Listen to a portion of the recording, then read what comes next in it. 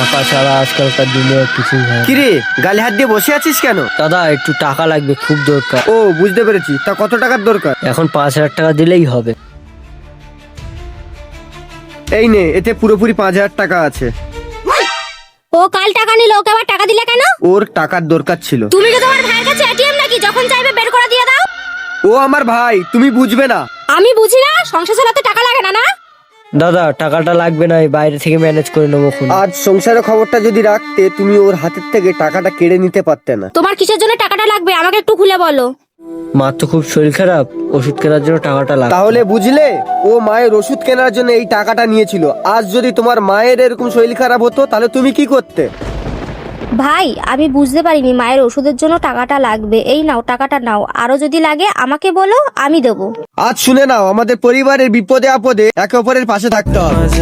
রাখিব ছেড়ে দেব